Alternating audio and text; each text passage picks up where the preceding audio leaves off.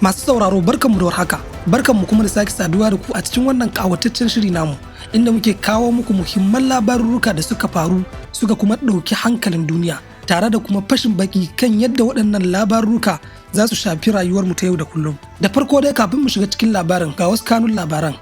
Rasha ta ƙaddamar da harin bama-bamai mafi muni akan Ukraine a daidai lokacin da ake shirin zaman lafiya da sulhu. To jama'a, idan muka fara da batun yakin da yaki cinyewa, wato yakin Ukraine da Rasha, za mu ga cewa Rasha ta ɗauki wani mataki na nuna ƙarfi da iko tare da kuma tsoratarwa. Ƙasar Rasha ta kaddamar da wani mummunan harin sama kan Ukraine. Rahotanni sun tabbatar da cewa Rasha ta harba ɗaruruwan jirage marasa matuƙa, wato drones, da kuma makamai masu linzami zuwa sassa daban-daban a Ukraine.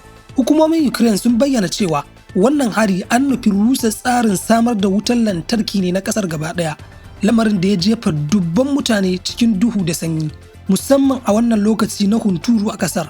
Rundunar sojan saman Ukraine ta ce Rasha ta harba jiragen drone guda 450 da makamai masu linzami guda 70 a dare guda ɗaya kacal.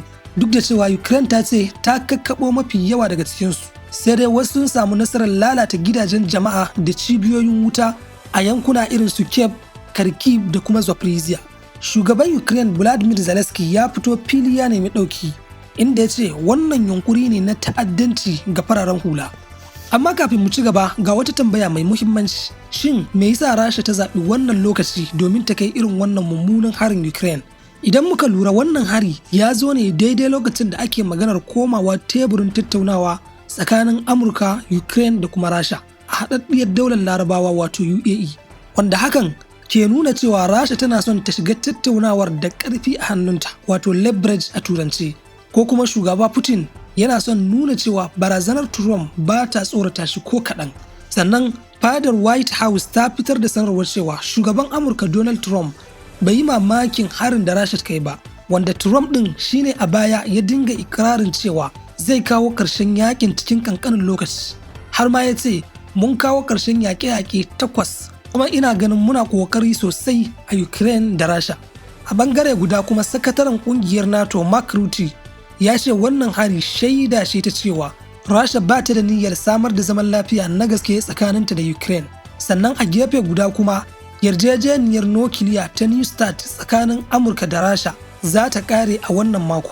Duniya na cikin fargabar ƙarin hare-hare da kuma rashin control game da makaman nukiliya.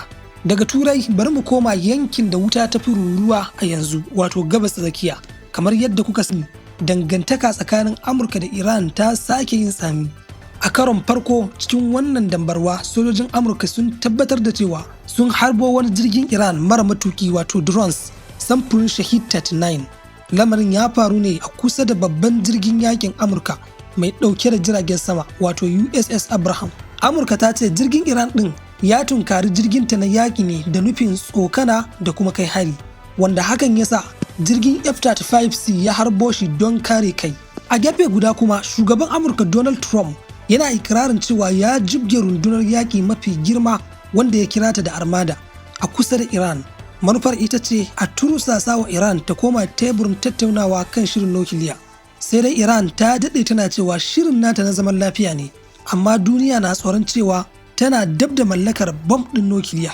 An shirya tattaunawa tsakanin ƙasashe biyun a ranar Juma'a, amma tambaya a nan ita ce, shin sulhu zai yi kuwa yayin da ake harbo jiragen juna? Sannan da kasuwannin duniya, man fetur ya fara tashin goron zabi saboda tsoron cewa yakin zai iya barkewa a kowane lokaci. Idan aka yi yaƙi a mashigar Hormuz, babu shakka farashin man fetur zai tashi a duk duniya, har ma da ƙasarmu Najeriya. Duk da cewa ɓangarori biyun, Amurka Iran, suna nuna alamun son yin diplomasiyya, amma ayyukan soji a ƙasa na nuna akasin haka. Trump ya ce idan ba mu cimma yarjejeniya ba, mummunan abu zai faru, wanda wannan wata barazana ce da ke sanya duniya gaba ɗaya cikin zulumi.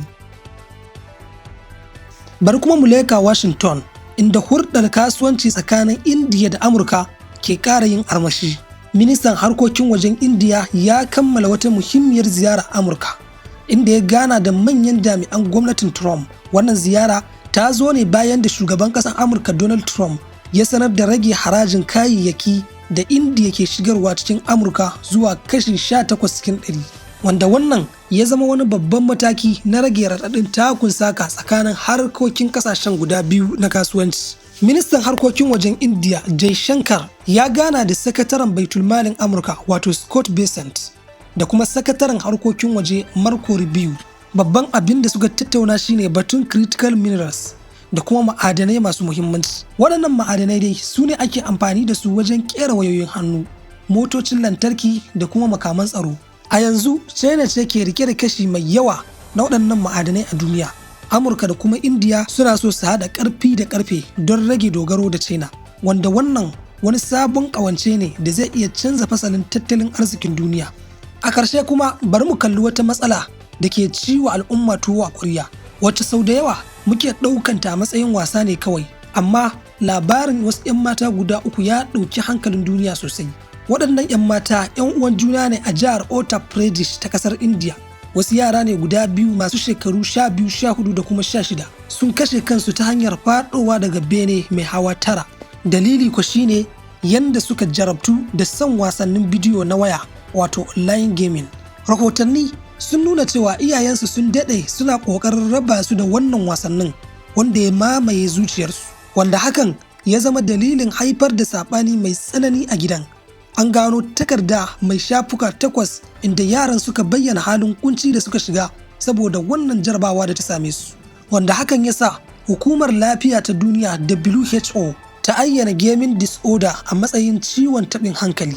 Sannan a ƙasar Burtaniya adadin yaran da ake kaiwa asibiti saboda wannan jarabawar ya karu da kashi 500 a cikin shekara 6.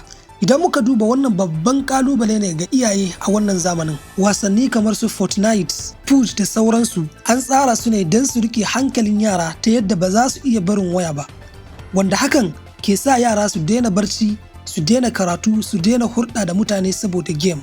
A wani labari ma da ya faru a 'yan makonnin da suka gabata, wani yaro ɗan shekara 13 ya saci kuɗi masu yawa a asusun mahaifiyarsa don ya sayi makaman bogi a cikin wasannin bidiyo, wanda tuni China ta ɗauki matakin hana yara yin irin waɗannan wasannin fiye da sa'a guda ɗaya a cikin mako guda.